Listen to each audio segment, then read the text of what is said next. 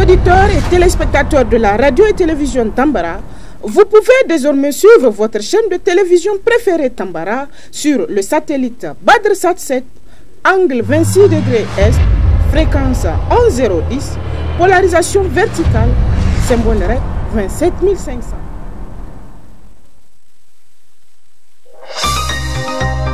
Suivez le journal avec STM Transport Voyageurs, une nouvelle façon de voyager.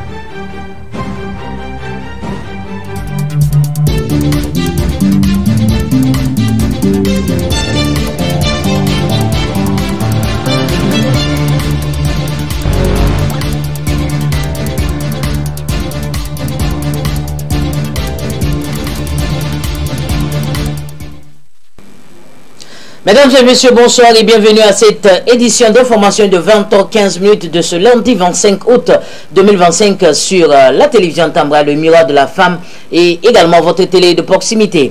Niger Agaji, c'est le nom de cette formation islamique qui a réussi à réunir une somme d'argent au profit du Fonds de solidarité pour la sauvegarde de la patrie, FSP.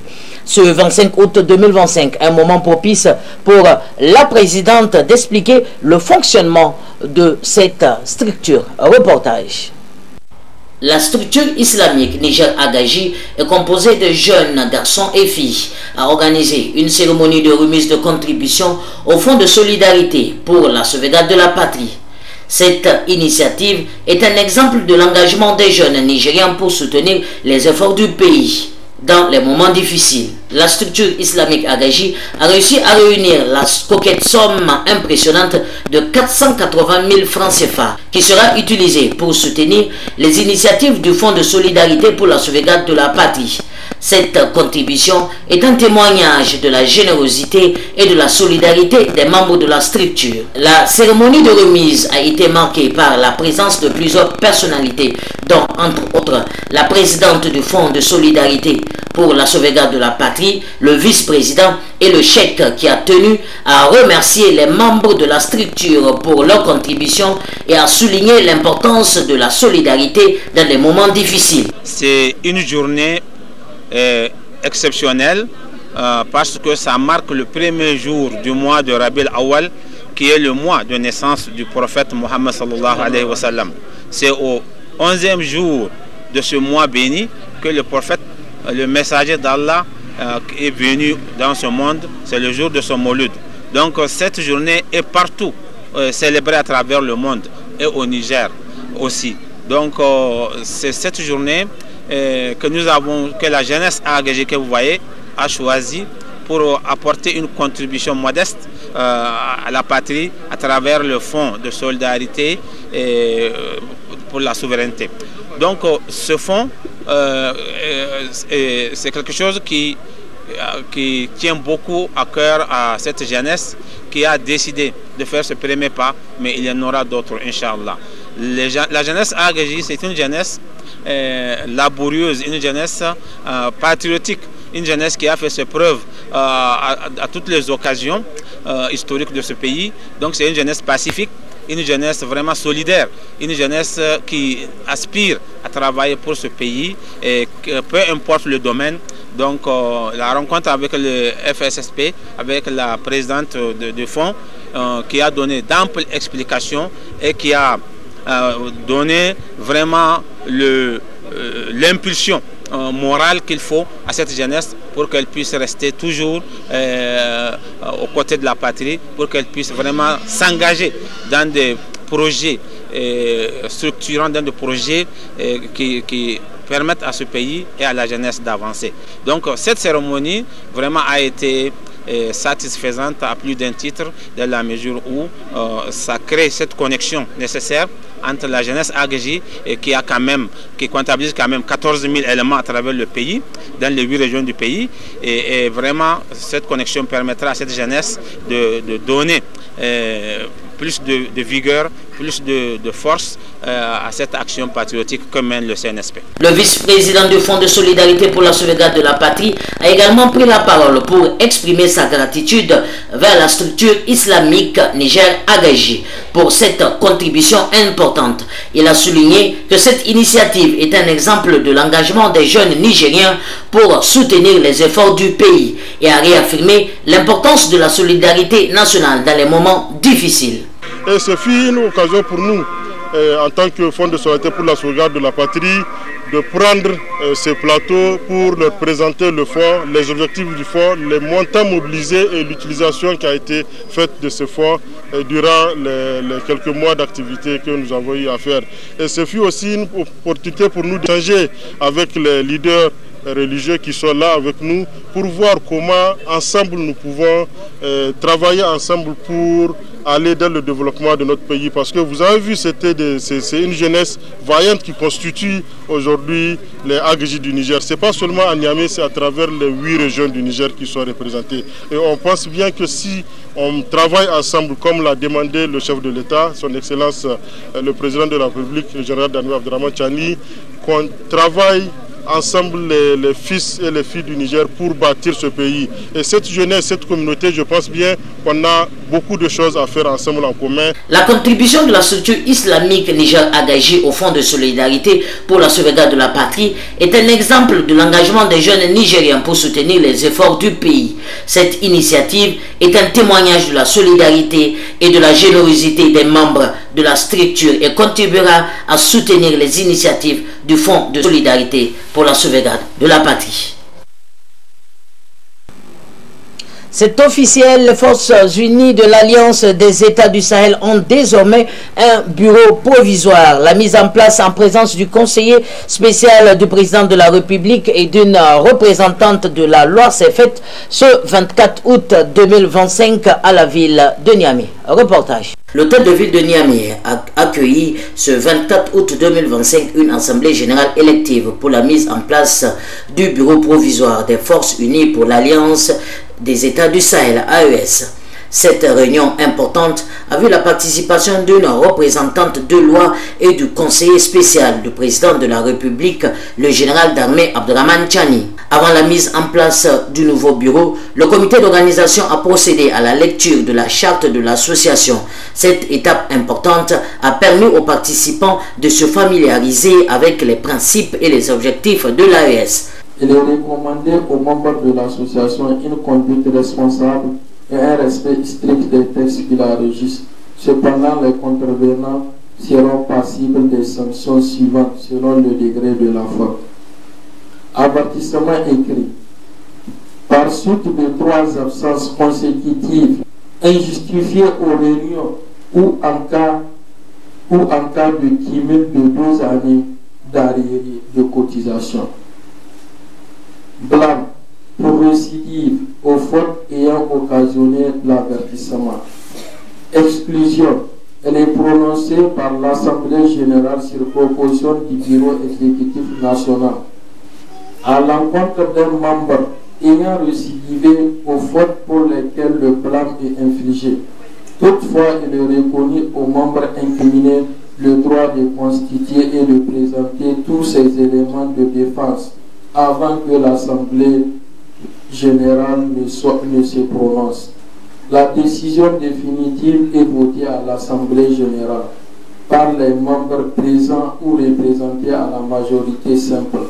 En cas d'égalité de voix, celle du coordinateur est prépondérante.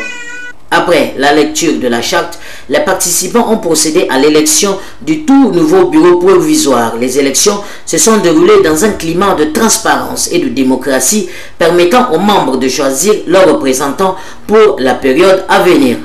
Une fois les élections terminées, le nouveau bureau provisoire a été présenté aux participants. Les membres du bureau ont été félicités pour leur élection et ont exprimé leur engagement à travailler pour la réalisation des objectifs de l'Alliance des États du Sahel.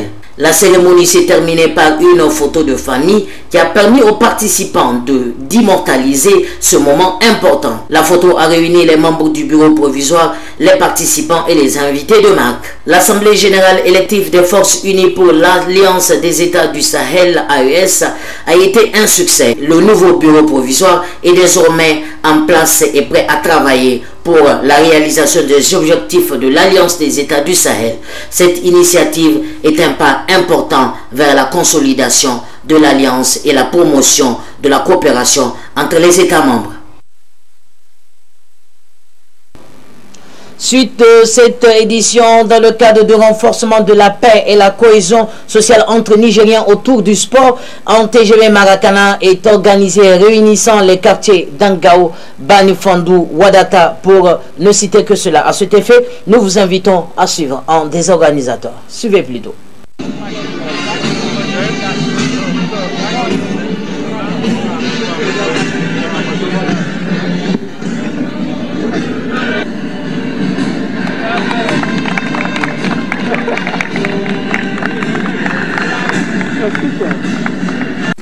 C'est avec un immense honneur que je prends la parole devant vous aujourd'hui autour d'un thème qui nous rassemble, unis par le foot pour la paix, la cohésion sociale, la coexistence pacifique et la promotion des jeunes talents vers l'excellence nationale.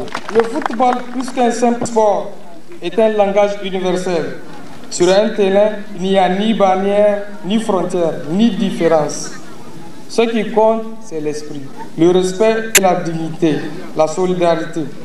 Voilà pourquoi nous disons que le football est une école. Dans un monde marqué par des tensions et parfois des divisions, le ballon rond nous rappelle une vérité simple, mais profonde. Nous sommes plus forts ensemble. Quand une équipe joue, elle apprend à coopérer, à s'entraider et à se respecter. Ce message, nous devons le porter dans notre société pour construire une coexistence pacifique où chaque citoyen trouve sa place. C'est pourquoi nous, jeunes, unis pour un Niger prospère, pensons à travers le football une pépinière de jeunes talents. Il est possible d'être repéré sur le plan de ces compétitions. Nos jeunes ont du potentiel, de l'énergie, de la créativité et de la passion. À travers le sport, nous pensons canaliser cette énergie, leur donner des opportunités, les fermer et les orienter vers l'excellence. Un jeune qui joue aujourd'hui avec rigueur et discipline est un jeune qui apprend le dépassement de soi. Nous sommes ici parce qu'il y a des jeunes qui ont décidé à travers le football d'unir les jeunes Nigériens pour qu'on ait une solidarité, une cohésion sociale et le savoir-vivre ensemble avec nos différences, mais derrière le ballon rond. Comme l'a dit le président, quand on joue au football, on ne dit pas tu viens d'où, tu es de quelle ethnie, tu es de quelle race. Ce qui compte, c'est le ballon, c'est jouer ensemble qui compte. Et aujourd'hui, ces jeunes, ils nous donnent une leçon de morale. Ça veut dire que quelle que soit notre appartenance, nous pouvons vivre ensemble dans une cohésion sociale pour un pays qu'on appelle le Niger, qui a un hymne qu'on appelle l'amour de la patrie. Pour le Niger, nous sommes capables de tout faire et impossible n'est pas nigérien. Donc à ces jeunes qui ont eu cette idée, je leur dis bon vent et que la direction régionale sera toujours à leur côté pour les accompagner, parce que sans jeunes, la direction ne va jamais exister. Et je vous dis à mon nom et au nom des cadres du ministère de la Jeunesse que pour l'accompagnement technique, pour des conseils, nous serons toujours à votre côté. En effet, le thème choisi, uni par le football pour la paix, la cohésion sociale, la coexistence pacifique, et la promotion des jeunes talents vers l'excellence nationale. Cette initiative salvatrice est en parfaite adéquation avec les orientations fixées par les autorités de la ville de Niamey, sous la conduite éclairée du colonel Bokar Soumana Granté.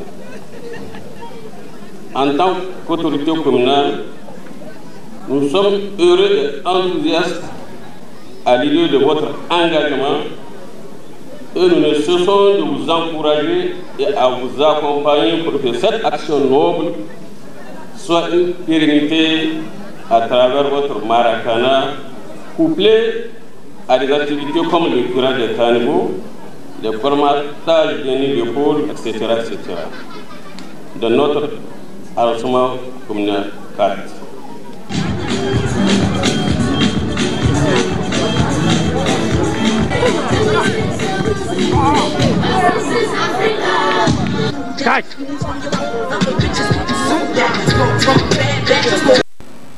Partie magazine de cette édition, à présent, Mohamed Sekou Doro est un acteur de la société civile de COSAS CP et qui nous donne son point de vue sur les infrastructures de la ville de Niamey, les nouvelles mesures entreprises par l'administrateur délégué concernant les stationnements anarchiques et le problème ministère de la justice et magistrats. Excellente suite des programmes sur votre télé et radio de proximité Tambra. Au revoir.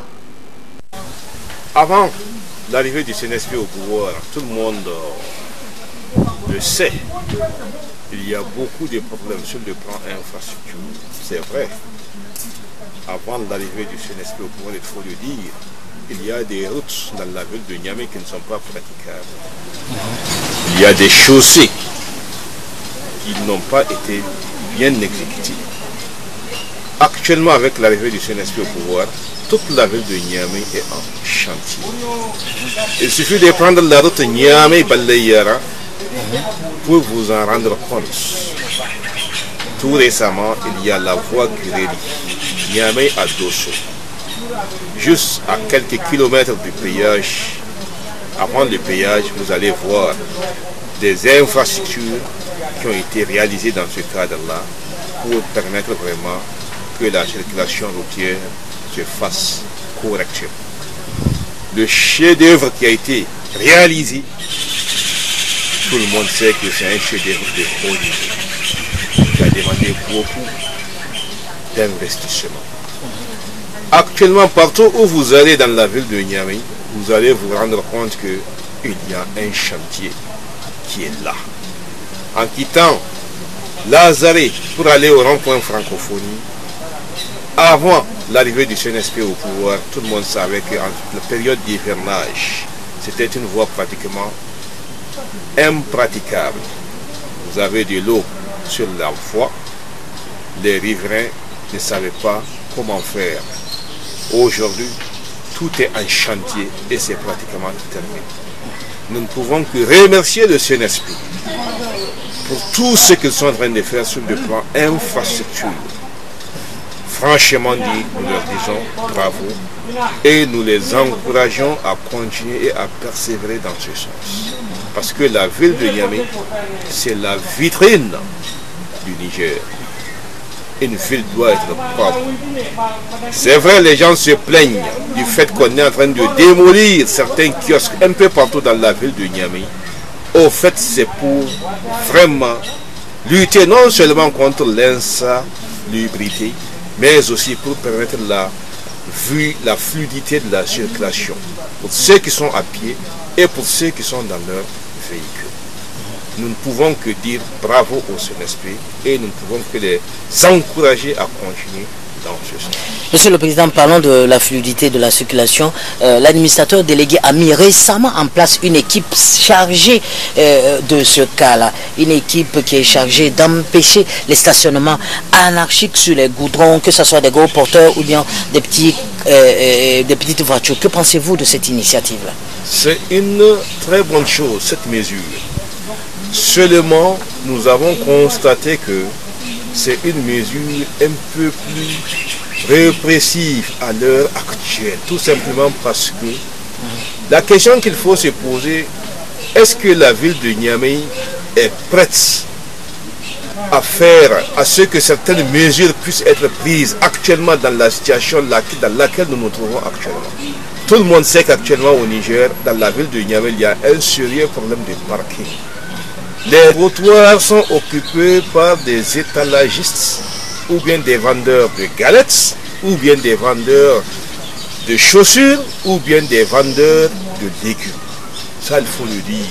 À chaque coin des rues de Niamey, vous avez des étalagistes. Et en plus de ça, à chaque coin de la ville de Niamey, vous avez une mosquée. Pratiquement, vous avez une mosquée dans chaque riel dans la ville de Niamey. Donc, il est extrêmement difficile d'empêcher aux riverains, à la population, de garer les véhicules comme ça se doit, compte tenu des nouvelles dispositions qui ont été prises par les municipalités. Donc, beaucoup reste à faire dans le domaine du parking. Raison pour laquelle nous profitons de votre chaîne de télévision pour demander un assouplissement.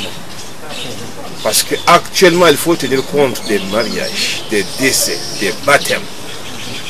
Ce sont des événements auxquels nous sommes confrontés jour et nuit actuellement dans la ville de Niamey. Donc c'est très difficile vraiment avec ces nouvelles lois d'empêcher à la population de garer leurs véhicules, ne serait-ce que les deux roues latérales sur la chaussée et les deux roues latérales sur le trottoir.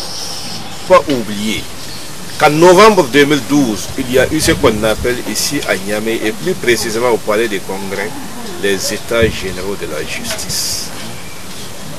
Les États généraux de la justice avaient concerné les magistrats, les juges, les avocats et quelques éléments de la garde nationale. C'est pour dire que, est-ce que ces États généraux de la justice ont répondu aux attentes des populations de justiciables? Point d'interrogation. Je pense qu'il y a des données au niveau de la statistique nationale qui sont là disponibles sur la justice. Des données auxquelles il faut se référer. Je préfère me taire sur ces données parce qu'elles ne proviennent pas de moi. Ce sont des données scientifiques. Mais en se référant sur ces données, on se rend compte aisément que le peuple nigérien n'est pas satisfait avec la justice actuellement. La justice dans son ensemble. C'est vrai, il y a eu les assises nationales. Mais ce qui a été débattu, je ne suis pas sûr que ça puisse répondre aux attentes de la population. Raison pour laquelle nous pensons qu'il serait nécessaire à l'avenir de penser à convoquer ce qu'on appelle les États généraux de la justice. Et en convoquant les États généraux de la justice, il ne faut pas seulement limiter ces États généraux-là à la magistrature, aux avocats et à la garde nationale. Il faut l'élargir à toutes les associations religieuses, chrétiennes comme musulmanes. Il faut l'élargir aux autres structures de la société civile. Il faut l'élargir au FDS. Il faut l'élargir aux chefs de village, chefs de canton. Pour que les décisions qui seront issues des États généraux de la justice, pour que ces décisions-là soient respectées, pour que ces décisions-là concernent la population dans son écrasante majorité. Une entente entre la justice actuellement, le SAMA et le gouvernement, c'est bien. Nous, en tant qu'acteurs de la société civile, nous encourageons cette entente. Mais nous, on pense qu'il serait préférable d'aller au-delà de cette entente entre gouvernement et syndicats. Il faut une entente avec la population parce que c'est la population qui est concernée. Quand on regarde le code de procédure pénale, tout le monde sait qu'à l'intérieur, c'est écrit la liberté provisoire, c'est la règle, et la détention est l'exception. Mais dans la pratique, est-ce que c'est le cas? Point d'interrogation. Dans la pratique, ce n'est pas le cas. Et tout le monde sait que la prison civile de Niamey était construite pour une capacité d'environ 300 à 400 prisonniers. Et aujourd'hui, il y a pratiquement presque 2000 prisonniers qui croupissent à l'intérieur de cette prison. Combien sont-ils qui ne sont pas jugés? Point d'interrogation. Combien sont en détention illégale? Point d'interrogation. Je pense que avec ces chiffres-là, le SAMA est interpellé.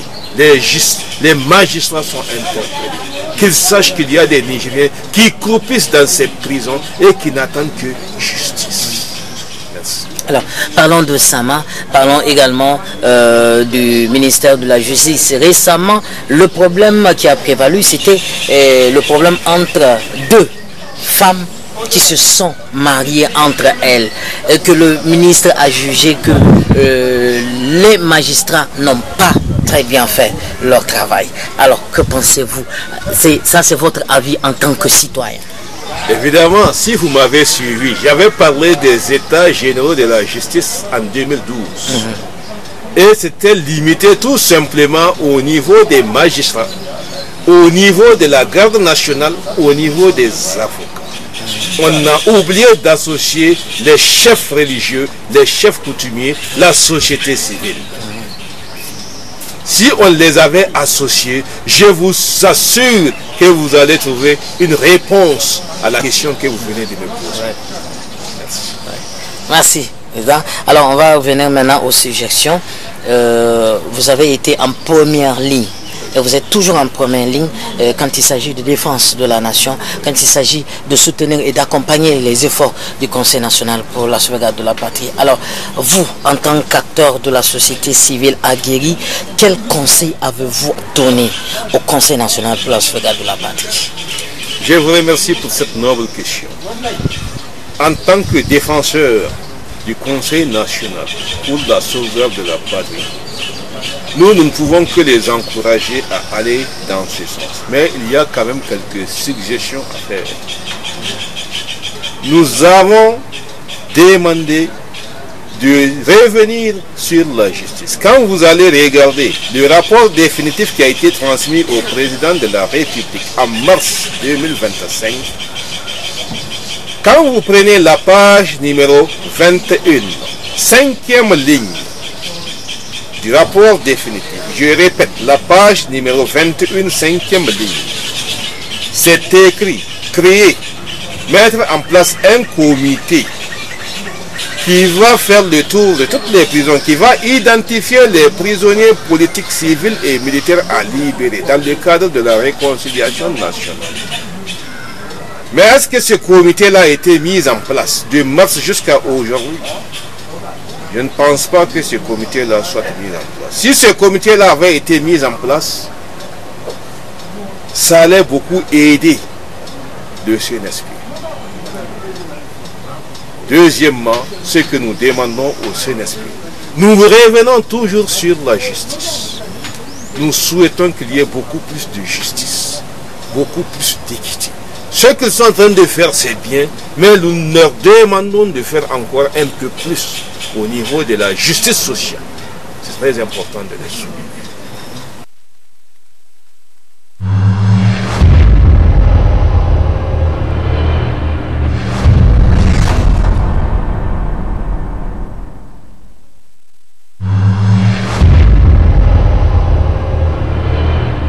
Chers auditeurs et téléspectateurs de la radio et télévision Tambara, vous pouvez désormais suivre votre chaîne de télévision préférée Tambara sur le satellite BadrSat 7, angle 26 degrés Est, fréquence 11010, polarisation verticale, symbole REC 27500.